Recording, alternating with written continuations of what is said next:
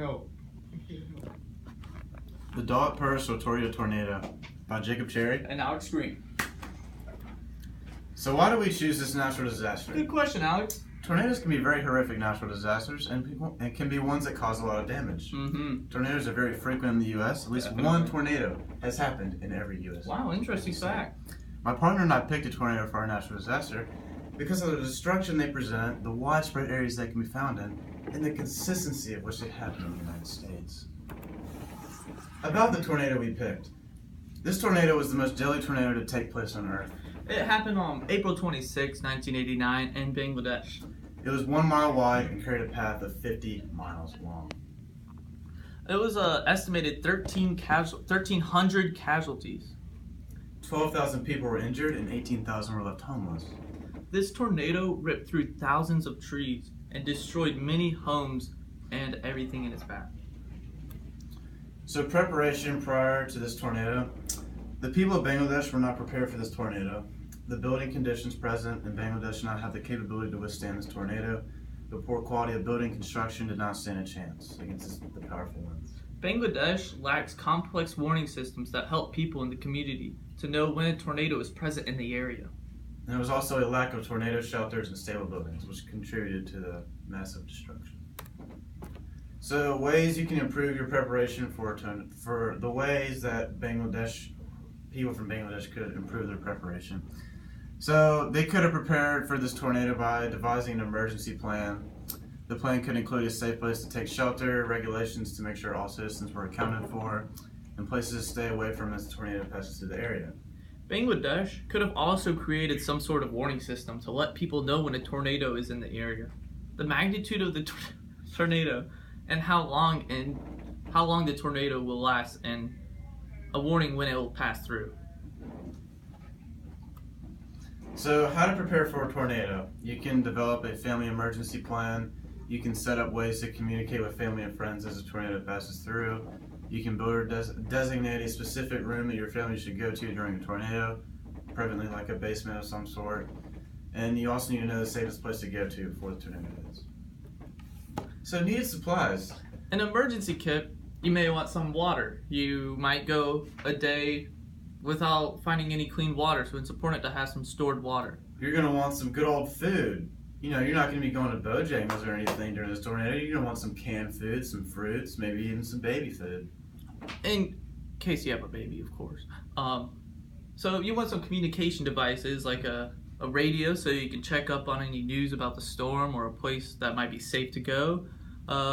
Kids these days, teenagers, they always carry their phones with them. I don't think I'd forget my phone if there's a tornado. I'd be like, wait, Dad, let me go get my phone before I go into shelter. That's right. He'd be like, son, no. But, yeah. Some people mix it up, have a little walkie-talkie action. Yeah. You can't forget your toiletries.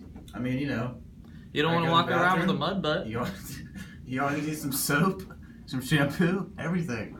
Your first aid supplies, you want some bandages, some Neosporin to clean up that cut maybe you got in the tornado. Trying to get your phone. You need some clothes. I mean, you're not going to be wearing the same thing every day. They might be ripped, dirty. You want some drugs, like some aspirin or ibuprofen. In case you get in some pain. Yeah. Maybe a little backpack, carry around all these items. And then some tools, of course. You might need some pliers if you want to cut up something, some scissors. And you never know, you might need some tape. And in case you get lost, like the tornado tosses you somewhere and you land somewhere you don't know, you want a compass to find your way home, right? So, post-tornado, this is what you'll be doing when the tornado strikes. So, deal with any prevalent injuries.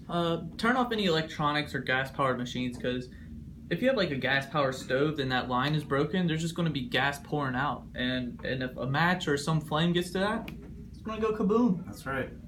You might want to use a flashlight to inspect the structural damage done to the inside of your home. Oh, don't forget batteries with that flashlight. That's right.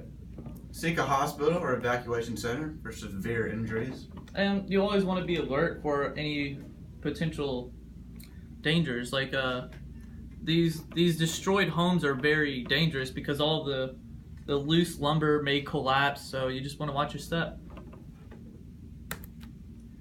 So when a tornado strikes, you want to stay alert and informed by listening to tornado watches and warnings.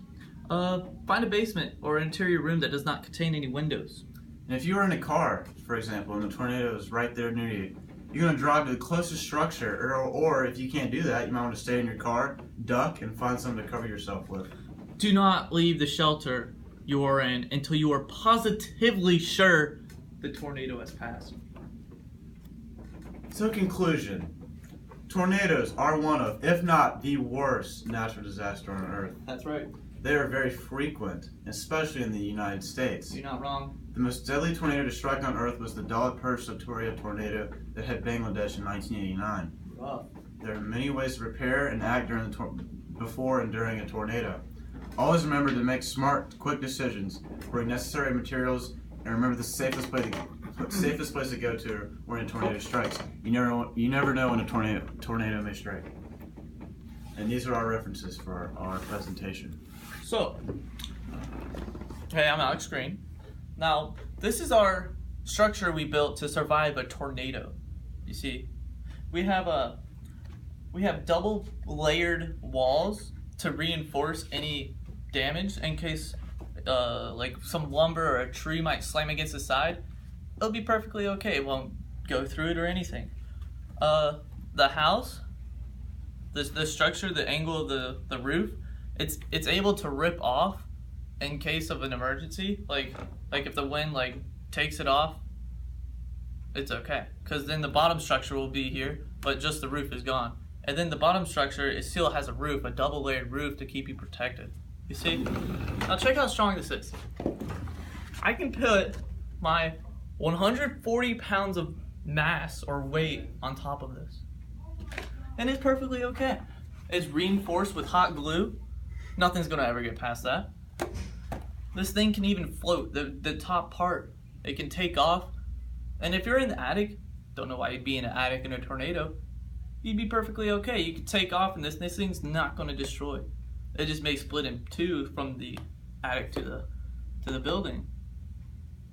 But you'll be fine.